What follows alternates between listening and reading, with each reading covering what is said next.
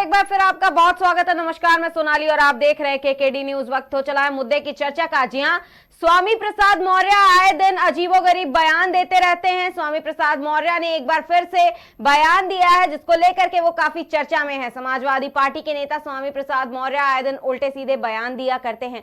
कभी अपने बयानों में भाजपा को घेरते हैं तो कभी सनातन धर्म को। जी हाँ, सपा नेता स्वामी प्रसाद मौर्य ने एक बार फिर से सनातन धर्म और हिंदू धर्म को लेकर के बड़ा बयान दिया है। उन्होंने कहा, हिंदू धर्म कोई धर्म नहीं है, जीवन जीने की शैली है। यही नहीं, उन्होंने ये भी कहा है कि हिंदू धर्म को एक धोखा बता दिया है। साथ ही अपने बात को सिद्ध करने के लिए उन्होंने सुप्रीम कोर्ट के एक स्टेटमेंट का भी हवाला दिया है। बता दें, समाजवादी पार्टी के अध्यक्ष अखिलेश यादव की चेतावनी के बाद भी स्वामी प्रसाद मौर्य की जुबान पर लगाम नहीं लग पा रही है। लेकिन सवाल यह है कि अखिलेश यादव ने अभी तक स्वामी प्रसाद मौर्य को लेकर कोई कार्रवाई क्यों नहीं की है, क्योंकि अगर ऐसा बयान किसी भाजपा के नेता ने दिया होता तो क्या अखिलेश यादव और विपक्ष के नेता उन्हें पार्टी से बर्खास्त करने की डिमांड नहीं करते। पर जब अपने पार्टी के नेता ने सनातन धर्म को ही झूठा बता दिया और सनातन धर्म को मानने से इनकार कर दिया तो सबने चुप्पी क्यों साध रखी है, ये बड़ा सवाल है। सवाल ये भी है कि सपा अध्यक्ष अखिलेश यादव स्वामी प्रसाद मौर्य को पार्टी से निकाल क्यों नहीं देते हैं।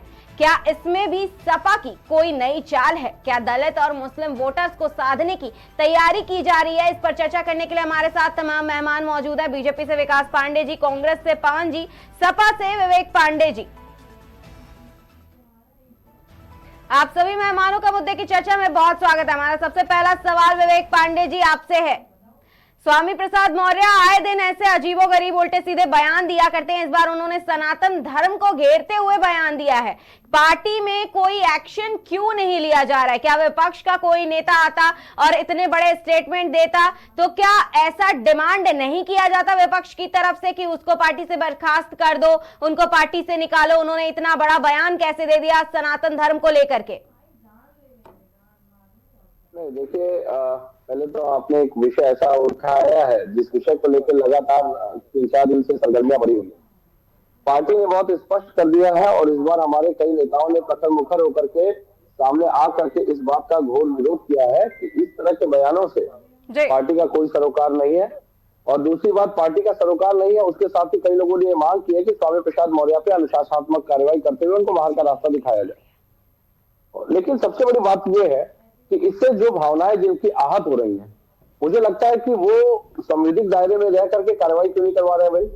मैं तो ये देख रहा हूं कि जिन लोग की भावनाएं आहत हो रही है वो लोग हिंदू और हिंदुत्व की राजनीति तो जरूर करते हैं लेकिन कार्रवाई नहीं करते। इस देश को आपको समझना पड़ेगा, यह देश सर्वधर्म समभाव का देश है।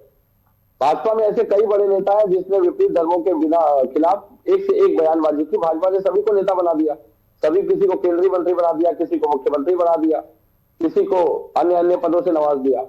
तो आप बात जब करती हैं भारत की, तो देखिए भारत में धर्म की भावनाओं के आहत होने वाले अगर लोग बैठे हैं तो वो कार्रवाई क्यों नहीं कर रहे, FIR क्यों नहीं करवा रहे हैं भाई। दिल्ली में एक एडवोकेट ने इसके खिलाफ कार्रवाई करने की मांग की है। लेकिन मैं तो ये देख के आहतप्रभ हूं कि इसमें भी राजनीति ढूंढ रहे हैं, वो वोट का समीकरण ढूंढ रहे हैं। वो हम तो खुले मन से कह रहे हैं कि अगर इस तरह के बयान राष्ट्रीय नेतृत्व के मना करने के बाद भी अगर दे रहे हैं स्वामी प्रसाद, तो इसका मतलब कि अनुशासनहीनता के साथ वो राष्ट्रीय नेतृत्व को सीधे चुनौती दे रहे हैं। तो मैं तो खुले मन से कह रहा हूं कि अब पार्टी एक स्वामी प्रसाद मौर्य के बोझ को ढोने का कोई मजबूरी तो ऐसी है नहीं कि पार्टी उसको ढोए उनके बयानों को लेकर के।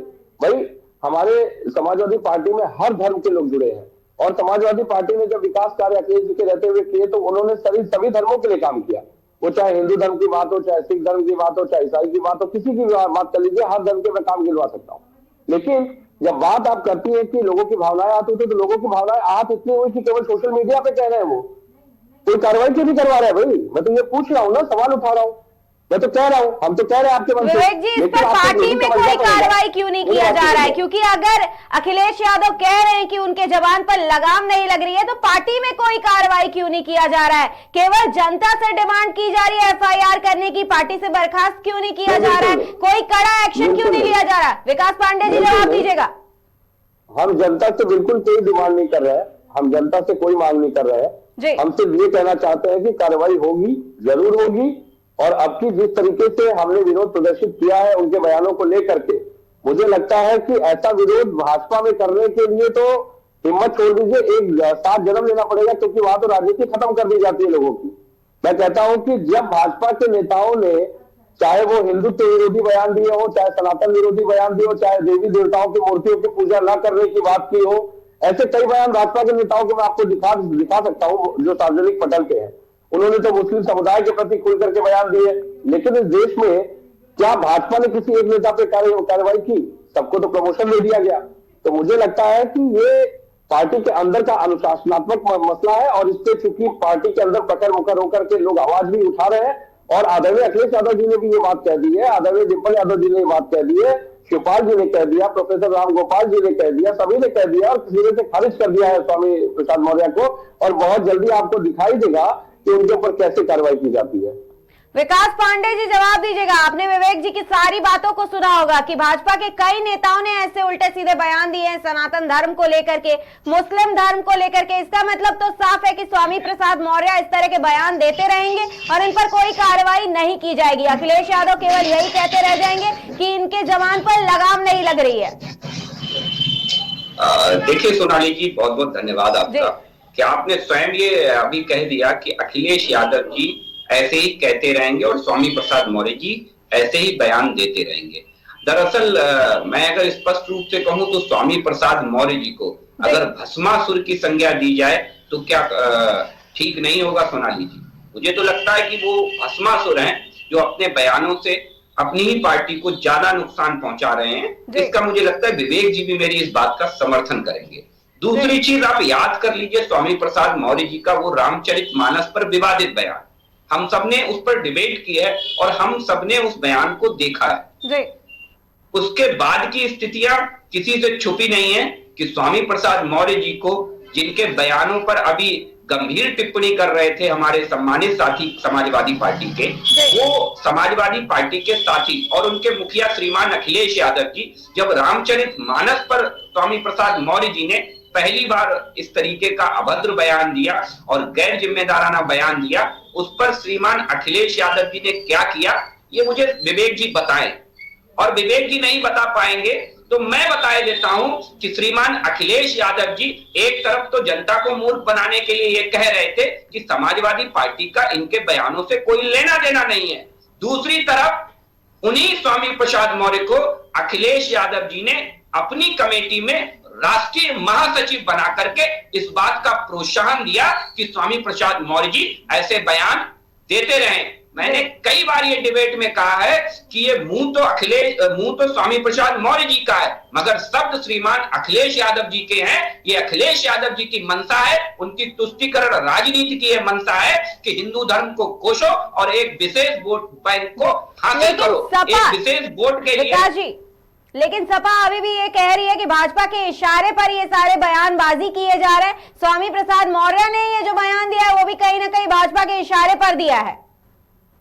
तो अगर भाजपा के इशारों पर अखिलेश यादव जी को ये समझना चाहिए, अगर वो भाजपा के इशारों पर बयान दे रहे हैं तो क्या भाजपा ने ही उनसे कहा था कि उन्हें राष्ट्रीय महासचिव बना दीजिए? यह भी सवाल पूछ लीजिएगा समाजवादी पार्टी के हमारे सम्मानित साथी से। विवेक जी, आप कुछ कह रहे हैं? उन्हें राष्ट्रीय महासचिव बनाने के लिए बोला था श्रीमान अखिलेश यादव जी से जी। तो यह भी मान लिया जाए कि अखिलेश यादव जी भारतीय जनता पार्टी के इशारे पर काम कर रहे हैं जी। विवेक जी बताइए।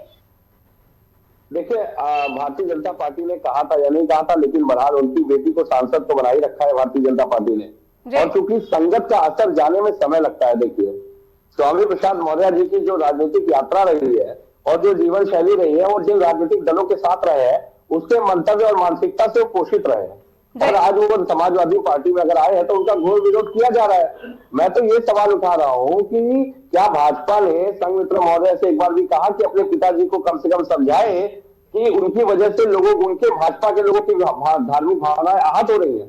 क्या भाजपा का कोई एक व्यक्ति एफआईआर कराने गया? मैं तो ये सवाल पूछ रहा हूं ना।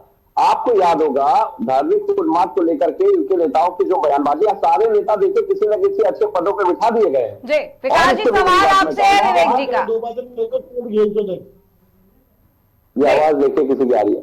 मुझे लगता है कि आज जिस प्रकरण की बात हो रही है, मैंने एक बात अभी इन्होंने बहुत अच्छी बात कही थी, रामचरितमानस को जलाने वाली बात चूंकि इन्होंने उठाई, तो जिस शब्द को लेकर स्वामी प्रसाद मौर्य ने आपत्ति जलाई थी, आपको याद होगा उसी धार्मिक ग्रंथ को लेकर के, धार्मिक ग्रंथों को लेकर के एक बहुत बड़े नेता ने आरएसएस के धार्मिक ग्रंथों की समीक्षा करने की बात की थी कि इसमें लोग अपने अनुसार चीजों को डाल देते हैं। तो मैं ये पूछूंगा कि क्या भाजपा का कोई एक नेता विरोध भी कर पाया था? समाजवादी पार्टी में कम से कम लोकतांत्रिक व्यवस्था ऐसी है कि लोग अपनी बातें खुल करके कहते हैं, विरोध प्रदर्शित करते हैं। भाजपा में तो लोगों की इतनी हिम्मत नहीं कि वो किसी का विरोध तक कर दे, वरना उनकी राजनीति समाप्त कर दी जाती है, उनका भविष्य समाप्त कर दिया जाता है। और मैं कहता हूं कि आज कौन स्वीकार कर रहा है कि स्वामी प्रसाद मौर्य जी के बयानों के साथ हम खड़े हैं? सभी लोग नकार रहे हैं। और सबसे बड़ी बात यह है कि स्वामी प्रसाद मौर्य जी के पीछे, क्योंकि देखिए 24 घंटे पहले जो कार्यक्रम महाब्राह्मणों का समाजवादी पार्टी कार्यालय में हुआ, उसके बाद 24 घंटे के अंतराल के 24 घंटा भी नहीं बीता मुझे लगता है, इस तरह का स्वामी प्रसाद मौर्य का बयान आना, हम स्वयं इसको इस दृष्टि से देखते हैं कि वो राष्ट्रीय अध्यक्ष जी के शब्दों को चुनौती दे रहे हैं। और ये अनुशासनहीनता का सबसे बड़ा परिचय है। यकीनन इस पर कार्रवाई की जाएगी, अनुशासनात्मक कार्रवाई की जाएगी। और सवाल तो देखिए वो लोग पूछ रहे हैं जिनके पास से संसद में लोग घुस करके विरोध प्रदर्शित करते हैं और उस सांसद को नोटिस तक नहीं दी जाती, बल्कि उसको बचाने के लिए 150 से अधिक सांसदों को संसद से बाहर कर दिया जाता है। ये तो कार्यप्रणाली है इनकी। ये सवाल पूछने के अधिकारी है क्या? राम मंदिर की बात करने वाले, जिन्होंने राम मंदिर में सीमेंट की बोरी तक छुड़वा ली जिन भाजपा नेताओं ने, और मीडिया में खबरें प्रकाशित हुई, जिन्होंने जमीनों में भ्रष्टाचार कर दिया, जिन्होंने चंदों में घोटाला कर दिया, वो राम मंदिर को केवल और केवल एक राजनीतिक एजेंडा बना करके इन्होंने वोट को पाने का ध्रुवीकरण करने का एक प्रोडक्ट बना के रख दिया। इनकी आस्था नहीं है धर्म में, ये धर्म में आस्था नहीं रखते, ये राजनीतिक धार्मिक उन्माद में आस्था रखते हैं। लेकिन विवेक जी भाजपा ने तो केवल चंदा मांगा था। विवेक जी, राम मंदिर को लेकर के आपने बयान दिया, राम मंदिर को लेकर के आपने कहा, तो हम आपको बता दें कि भाजपा तो केवल चंदे की बात करती है और चंदा में जो कुछ भी हो राम मंदिर को लेकर के उस पर हम कुछ नहीं कहेंगे। लेकिन सपा ने क्या किया राम मंदिर को और कार सेवकों के साथ, ये सबने देखा, पूरे देश ने देखा है। तो इस पर स्टेटमेंट की जरूरत नहीं है। विकास जी जवाब दीजिएगा। क्या कहा था?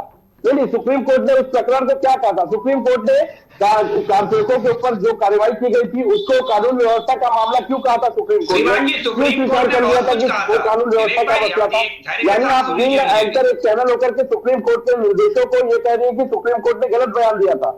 आप ये कहना चाहते हैं? बहुत कुछ कहा था, मैं बता रहा हूँ अभी सुप्रीम कोर्ट ने क्या क्या कहा था। सुप्रीम कोर्ट का ही हवाला देकर के तो स्वामी प्रसाद मौर्य ने इतने बड़े स्टेटमेंट को दिया है। विवेक जी, आपकी बात कर रहा हूँ, सुन लीजिए। जो आपने कहा क्या किया था कारसेवकों के साथ, तो क्या किया था?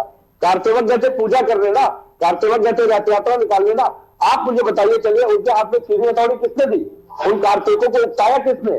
उन कारसेवकों को ये तो नहीं बताया जाता कि आपको चल के मस्जिद तोड़नी है, उनको वहां भड़काया किसने? और सबसे बड़ी बात, भाजपा के इतने बड़े बड़े नेता, किसी एक नेता को गोली ना लगी, जो कि सबसे आगे थे रथ के। जब कारसेवकों की भीड़ आगे हुई तो ये भाजपा नेता कहाँ गए वो गए थे? क्या बात कर रही है आप? कारसेवकों के लिए मैं तो मांग कर चुका हूँ आपके चैनल। विकास जी जवाब दीजिएगा कि इसके लिए भी कहीं ना कहीं भाजपा ही जिम्मेदार है। विकास जी जवाब दीजिए। मैं तो ये सवाल उठा रहा हूँ कि कारसेवकों के परिवार को आजीवन आप चंदा, आप उनको क्यों नहीं, उनके परिवारों को वहां जमीन आवंटित करते हैं भूमि पे?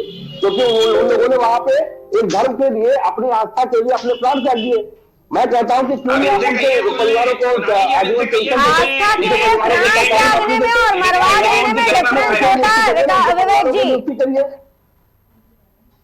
विकास जी जवाब दीजिएगा। आस्था के लिए प्राण त्यागने में और किसी को मरवा देने में, लाखों की संख्या में लोगों की जान लेने में अंतर होता है। विकास जी जवाब दीजिएगा। इसके लिए भी भाजपा ही जिम्मेदार है। जान लेने मतलब आप गलत बिल्कुल ठीक कहा, बिल्कुल ठीक कहा। विवेक भाई में अगर धैर्य हो और साहस हो तो सच्चाई को सुने और स्वीकार करें। अभी आपने अपनी बातें पूरी कर ली, अब आप जवाब तो ले लीजिए, जवाब तो ले लीजिए विवेक जी। राज्य सरकार ने कानून व्यवस्था के मसले से अगर कोई कार्रवाई की तो पक्ष पे उन्होंने, जिस पक्ष पे समाजवादी पार्टी का समर्थन किया है वो दरअसल बहुत घृणित कार्य है। और विवेक जी जल्दबाजी में उस पर पक्ष ले गए समाजवादी पार्टी का। अब विवेक जी को पछतावा हो रहा है, इसलिए बार बार बोलते जा रहे हैं विवेक जी।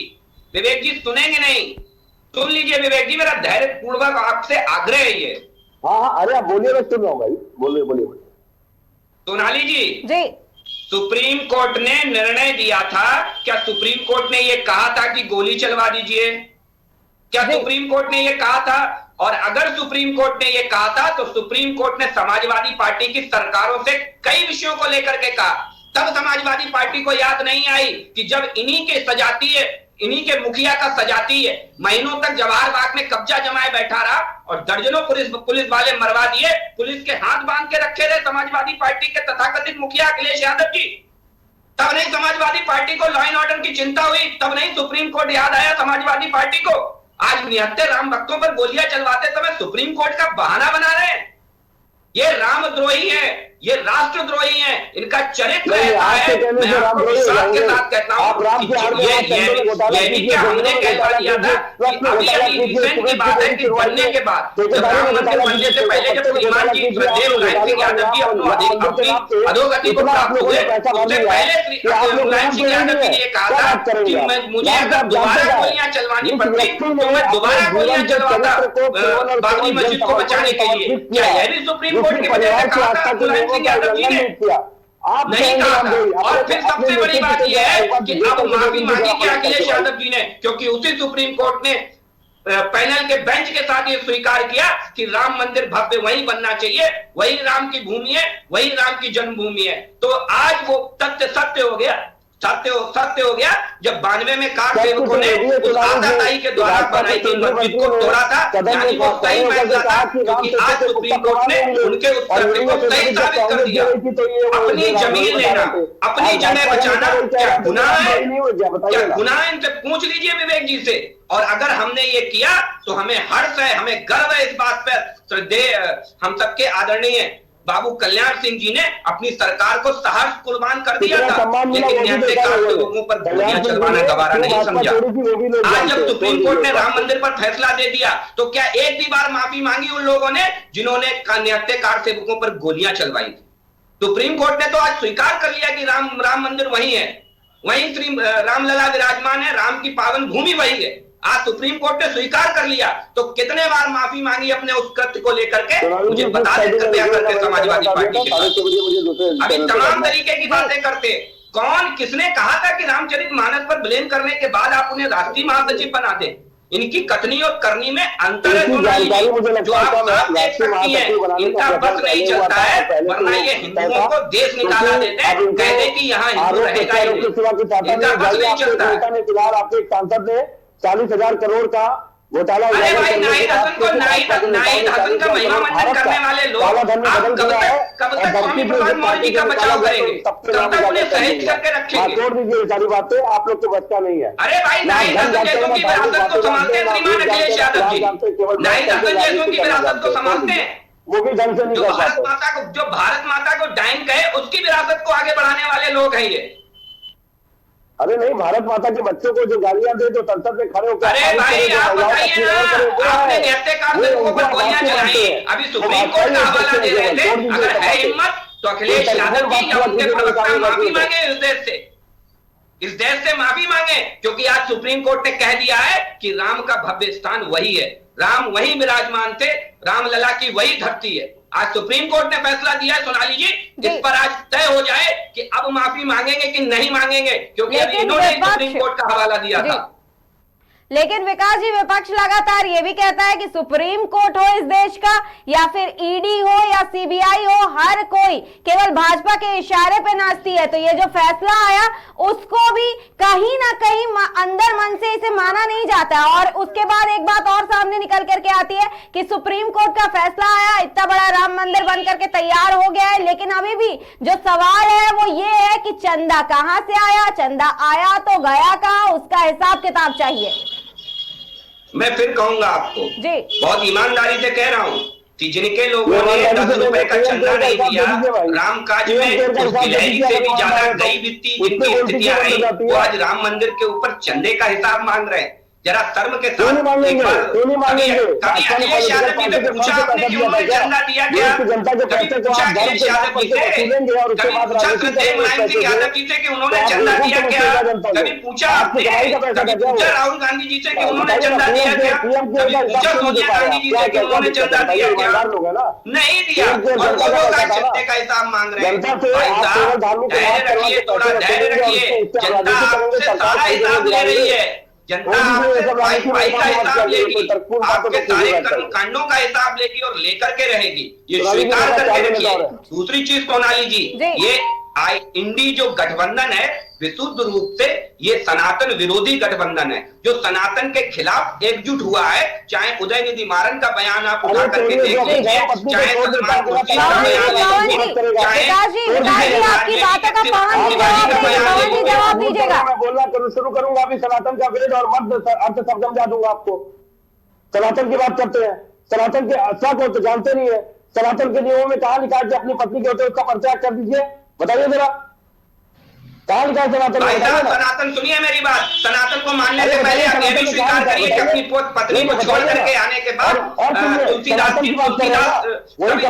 हो जाते हैं और महान हमारे ग्रंथों रामचरितमानस जैसे ग्रंथ की रचना करते हैं। परित्याग करना दूसरा विषय होता है श्रीमान जी, परित्याग करके उन्होंने किसी दूसरी स्त्री का वरण किया होता तो दूसरा विषय होता।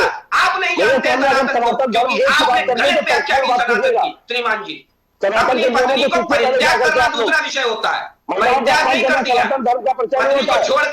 पत्नी को छोड़ करके जाने ऋषि लोग हमारे ऋषि बन में तपस्या करने गए, तपस्वी बने, उन्होंने किसी दूसरी स्त्री का वरण नहीं किया, उन्होंने किसी दूसरी स्त्री का वरण नहीं किया। आज पूरा देश उनका घर है और सारे देश की माताएं और बहनें आपकी मानसिकता ऐसी है। आप जैसे लोग हैं जो स्वामी प्रसाद मौर्य जी जैसे लोगों को बढ़ावा देते हैं, आप जैसे लोग हैं जो केवल अपनी धोती राजनीतिक मौर्य जैसे लोगों को बढ़ावा देते हैं। तो स्वीकार करिए वो स्वामी प्रसाद मौर्य जी वही शब्द बोलते हैं जो जितना अखिलेश यादव जी उन्हें लिख करके देते हैं, अखिलेश यादव उन्हें बता करके देते हैं। कोई सवाल हो पूछ लीजिए प्लीज। एक सवाल ये भी है कि स्वामी प्रसाद मौर्य ने ये इतना बड़ा बयान दिया, लेकिन अखिलेश यादव की बात करें तो उन्होंने कुछ नहीं किया। क्या इसके पीछे भी कोई रणनीति बनाई गई है? क्या मुस्लिम और दलितों की राजनीति कर रही है सपा? ये सबसे बड़ा सवाल सामने निकल करके आ रहा है, क्योंकि स्वामी प्रसाद मौर्य आए दिन ऐसी बातें किया करते हैं। ये सवाल आपका जायज है, राजनीति सब लोग कर रहे हैं। यहाँ कोई राजनीतिक दल ऐसा नहीं है जो ये कहे कि राजनीति वो नहीं कर रहा है। एमवाई कैक्टर के नुमाइंदे वाले दूसरे पसमानदा सम्मेलन कर रहे हैं, कभी ये कहते थे एमवाई कैक्टर की पार्टी क्योंकि एमवाई के लिए ही काम करती है, और आज सबसे बड़ी बेशर्मी देखिए कि भाजपा के नेता ही कहते हैं कि मुस्लिमों के लिए कुछ नहीं किया। तो मुझे लगता है कितनी कंफ्यूज पार्टी है, केवल आरोप प्रत्यारोप के अलावा इनका कोई स्टैंड नहीं है अपने आप में। कभी एमवाई बताते हैं, कभी बोलते हैं एमवाई से इनका कोई लगाव ही नहीं है। तो मुझे लगता है पहले तो इनसे खुद के 10 बयान मैं आपको दिखा दूंगा। दूसरी बात मैंने पूछा मुस्लिम समाज या अन्य समाजों को इतनी टिप्पणी की इन्होंने, जिनसे एक झारखंड के विधायक ने जैन मंदिर गिराने की बात की थी। ये सार्वजनिक पटल पे सारी बातें हैं, और कितने मंदिरों को इन्होंने ध्वस्त करवा दिया वो भी दुनिया ने देखा। कौन सी कार्रवाई कर रही, किस नेता पे कार्रवाई कर दी भाजपा ने, ये बताइए। हम तो कार्रवाई की बात तक कर रहे हैं। क्या विकास हुई जिन्होंने धर्म ग्रंथ के आयोग से समीक्षा करने की बात की थी, उनकी बुराई करेंगे, उनका विरोध करेंगे? हिम्मत नहीं है। धर्म ग्रंथों की समीक्षा का सवाल आपसे पढ़े लिखे है ना। धर्म ग्रंथों की समीक्षा का मतलब क्या होता है, और क्या कहा गया था कि लोगों ने अपने मंतव्य अपने हिसाब से डाल दिए। स्वामी प्रसाद मौर्य ने एक शब्द को लेकर कहा था, हालांकि मैं उनको डिफेंस नहीं कर रहा हूं, लेकिन मैं आपको भाजपा का चरित्र दिखाना चाहता हूं कि भाजपा के लोग विरोध तक नहीं कर पाते हैं। पवन जी, एक सवाल आपसे है, ये जितना कुछ भी स्वामी प्रसाद मौर्य के बयान को लेकर के बवाल चल रहा है, क्या इसका असर गठबंधन पर भी देखने को मिलेगा, और क्या इसके तहत अलग राजनीति करने की तैयारी में है सपा और गठबंधन? ऐसा नहीं, स्वामी प्रसाद की मौर्य जी ने सिखा पड़ा के फैसला है कि आपको ये बयान देना है जिससे माहौल खराब होगा देश का। और आप जो कांग्रेस, अभी हिंदू धर्म के प्रति कांग्रेस की भी आस्था है, हम भी सनातनी लोग हैं, हम भी मानते हैं। तो मेरा मानना है कि सब सिखा पड़ा भेजते अपने आप को हाईलाइट करने के लिए, अपने आप को थोड़ा लाइट में लाने के लिए कुछ भी बोल देते हैं, लेकिन ये ना तो किसी पार्टी का बयान होता है, ना कोई इसका समर्थन करता है। विकास जी, अभी आपने सुना पवन जी ने क्या कहा कि लाइमलाइट में लाने के लिए, अपने आप को लोगों की नजरों में लाने के लिए स्वामी प्रसाद मौर्य आए दिन ऐसे उल्टे सीधे बयान दिया करते हैं, और उसके बाद सनातन धर्म को लेकर के जो कुछ भी कह पाते हैं वो कह देते हैं। देखिए, मुझे लगता है कि लाइमलाइट में लाने के लिए कोई एक बार प्रयास करेगा, 2 बार प्रयास करेगा, और एक टारगेटेड लड़ाई है, कभी सनातन, कभी रामचरितमानस और कभी हिंदुत्व। ये तो टारगेटेड है इनका। बात ये हो सकती है लाइमलाइट में आने के लिए कोई और भी बयान दिए जा सकते हैं, सोनाली जी, लेकिन कोई और बयान की अपेक्षा हमेशा हिंदू धर्म सनातन ही टारगेट पर क्यों, सनातन से जुड़े हुए ग्रंथ ही टारगेट पर क्यों, ये बहुत बड़ा यक्ष प्रश्न है। और मुझे लगता है कि सबसे पहले समाजवादी पार्टी के सम्मानित साथी से भी ये पूछ लेना चाहिए कि उनका क्या नजरिया है इन विषयों के ऊपर स्पष्ट रूप से, क्योंकि जिसे आप डिफेंड कर रहे हैं, अगर डिफेंड आप कर रहे हैं तो निश्चित तौर पर आपकी आइडियोलॉजी भी लगभग वैसी ही होगी, तभी तो आप उसे डिफेंड कर रहे हैं, अन्यथा आप उसे डिफेंड कैसे कर सकते हैं, ये आप स्वीकार करिए इस बात को लेकर के। दूसरी चीज, मुझे लगता है समाजवादी पार्टी के साथी को स्पष्ट ये स्वीकार करना चाहिए कि समाजवादी पार्टी की रीति और नीति हमेशा ऐसी ही रही है। तुष्टीकरण की राजनीति समाजवादी पार्टी का आधार है, ये हम नहीं कहते हैं, उनके निर्णयों में। स्वामी प्रसाद मौर्य एक बात और कह रहे विकास जी कि पीएम मोदी और मोहन भागवत भी आए दिन ऐसे बयान दिया करते हैं, तो कोई सवाल क्यों नहीं करता? देखिए, पीएम मोदी जी और मोहन भागवत जी किस विषय को लेकर के क्या कहते हैं, ये आप इस पर जब चाहें तब आप समीक्षा कर लीजिएगा, मैं आग्रह करूंगा आपसे। दूसरी चीज, मैं एक विषय को आपको स्पष्ट रूप से कह दूं कि स्वामी प्रसाद मौर्य जी ने कभी इस बात को लेकर के माफी नहीं मांगी। अगर मांगी हो तो मुझे बताइए, क्या कभी माफी मांगी? अखिलेश यादव जी का जोर ही नहीं है। मैं फिर कहता हूं आपको कि अखिलेश क्यों जोर नहीं है, क्योंकि ये स्वयं अखिलेश यादव जी ने उन्हें पढ़ाया और सिखाया है, इसलिए अखिलेश यादव जी कभी उन्हें इस बात के लिए विवश नहीं कर पाए कि वो माफी मांगे। क्यों? क्योंकि जब माफी मांगने की बात आएगी तो शायद सच निकल के सामने आ जाएगा और स्वामी प्रसाद मौर्य इस पूरे देश को सच बताएंगे कि ये मेरे शब्द नहीं, ये तो अखिलेश यादव जी के शब्द हैं। इसलिए कभी माफी मांगने की नौबत ही नहीं आई, या कभी समाजवादी पार्टी के राष्ट्रीय अध्यक्ष ने ऐसा कहा स्वामी प्रसाद मौर्य से? नहीं कहा। केवल इतिश्री कर दी जाती है कि इस बयान से हमारा कोई लेना देना नहीं। कभी इस इतिश्री से आगे बढ़िए और कभी ये कहिए कि स्वामी प्रसाद मौर्य से अब हमारा कोई लेना देना नहीं। इस देश को ये मिसाल पेश करके दीजिए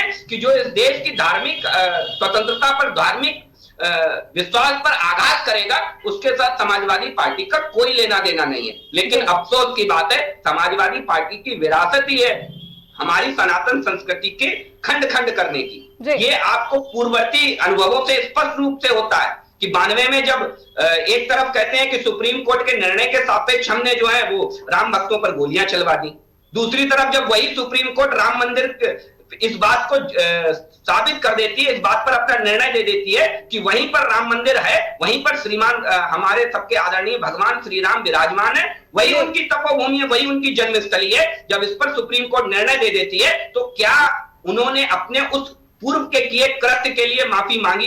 क्योंकि यह भी सुप्रीम कोर्ट का निर्णय है, नहीं मांगी। यानी कि वो उनकी राजनीतिक और तुष्टीकरण की राजनीति का हिस्सा था। दूसरी तरफ आपको याद हो जवाहर बाग का कांड, समाजवादी पार्टी के सजाती है, वहां पर महीनों तक जमे बैठे रहते हैं और जमीन पर कब्जा करे जमाए बैठे रहते हैं, पुलिस के हाथ बांध दिए जाते हैं, मूक दर्शक रहती है पुलिस, डीएसपी समेत 5 पुलिस वाले मार दिए जाते हैं, और जब कोर्ट उनका संज्ञान लेती है, कोर्ट के निर्णय के बाद उसमें एफआईआर दर्ज होती है। ऐसी शर्मनाक सरकार चलाई है समाजवादी पार्टी ने। और एक तरफ आप कहते हो राम भक्तों पर, नेस्ते राम भक्तों पर हमने गोलियां चलवा दी सुप्रीम कोर्ट के लिए।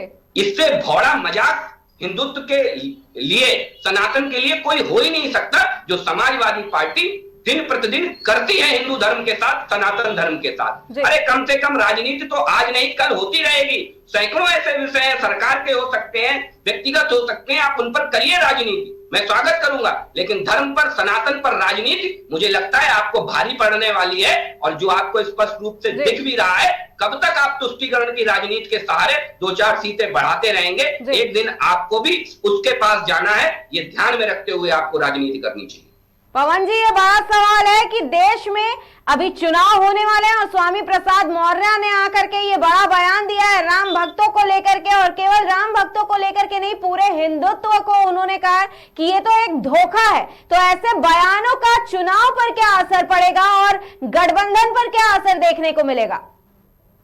ये पूरा प्री प्लान रहता है। स्वामी प्रसाद मौर्य जी कोई नए नहीं है, ऐसे कई लोग आते हैं जो बीजेपी से, लेकिन कांग्रेस हो या गठबंधन में से कोई भी उठ करके क्यों नहीं आया कि आपने अभी कहा कि आप सनातनी हैं, कांग्रेस भी सनातनी है, लेकिन कोई भी उठ करके सामने क्यों नहीं आया इस चीज का विरोध करने के लिए? अखिलेश यादव से आप लोगों ने जवाब क्यों नहीं मांगा कि स्वामी प्रसाद मौर्य के खिलाफ कोई एक्शन क्यों नहीं लिया जाता है?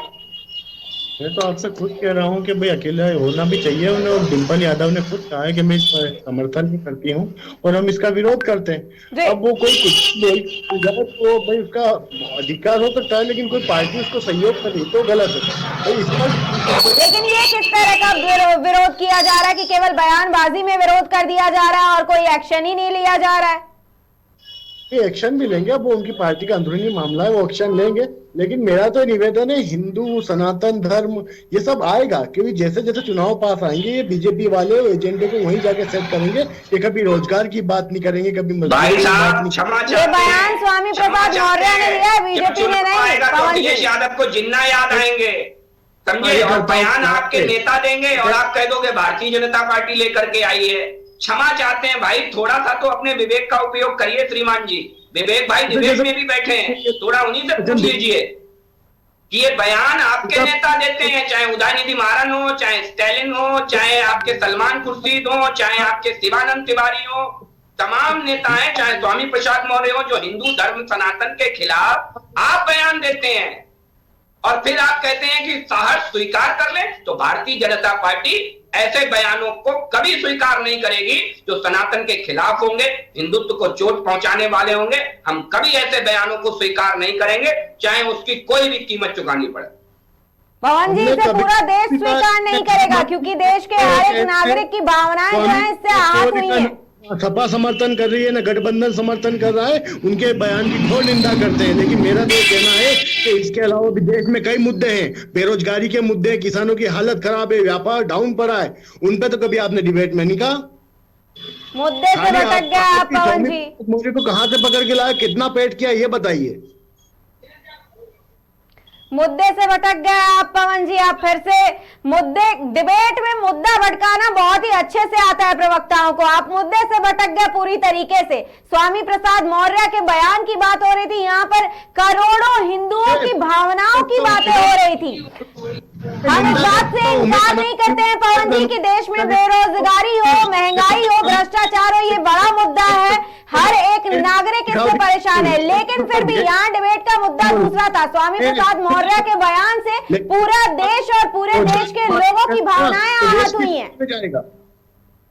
आप जिस देश की बात कर रहे हैं, जिस देश के लोगों की, भ्रष्टाचार की, महंगाई की, भुखमरी की, जितनी भी चीजों की बातें आप गिना रहे हैं ना, वो कहीं ना कहीं हिंदू धर्म से ही हिंदू धर्म वाले लोग ही हैं। और हिंदू धर्म को जब किसी नेता ने मानने से इनकार कर दिया है तो मानसिकता को सोचने की जरूरत है और राजनीति के स्तर को जानने की जरूरत है कि राजनीति के लिए क्या कुछ किया जा सकता है। नागरिक की जिम्मेदारी सनातन धर्म को बचाना। इसका मतलब ये नहीं कि मैं सिर्फ सनातन धर्म की बात करूं, मैं मेरे सनातन धर्म के भाइयों की बात करूंगा। मेरा आग्रह है आपसे कि जब बहनों की आपकी मर्जी हो तब आप चाहे भ्रष्टाचार पर, चाहे महंगाई पर, चाहे बेरोजगारी पर, मैं स्वागत करूंगा सोनाली जी। भाई साहब को बैठा लेना, मैं डिबेट करने को तैयार हूँ। दूसरी चीज, मुझे लगता है कि डिबेट करने की नौबत आज तब आती है जब हिंदू आतंकवाद जैसे शब्द दिए जाते हैं, जब हिंदुओं की तुलना आईएसआईएस और बोको हराम से की जाती है, जब रामचरितमानस को दोयम दर्जे का किताब करार दिया जाता है, जब राम को काल्पनिक कह दिया जाता है। ये सारे वक्तव्य किसी भारतीय जनता पार्टी के व्यक्ति ने नहीं दिए, ये आपके ही राजनीतिक दलों ने दिए, INDIA गठबंधन के लोगों ने दिए। और जब ये वक्तव्य आप देंगे तो इस पर डिबेट होगी, क्योंकि ये करोड़ों हिंदुओं की आस्था का भी विषय है। और मुझे लगता है अभी आप जब ठीना ठोक करके ये कह रहे थे कि सनातनी हम भी हैं और हम भी सनातन को मानने वाले हैं, तो मुझे लगता है कि आपको थोड़ा सा जिम्मेदार पूर्ण रुख अपनाना चाहिए था और ऐसे विषयों पर लीपापोती नहीं करनी चाहिए, क्योंकि ये आस्था का विषय है। महंगाई आज बढ़ेगी तो कल कम भी होगी, ये भी तय है, ये भी निश्चित है। लेकिन सनातन को चोट पहुंचने के बाद वर्षों तक वो चोट बनी रहती है। इसलिए ऐसी चोट देने वाले नेताओं पर सारे राजनीतिक दलों को कठोर कार्रवाई करने के लिए आगे आना चाहिए, कठोर कार्रवाई।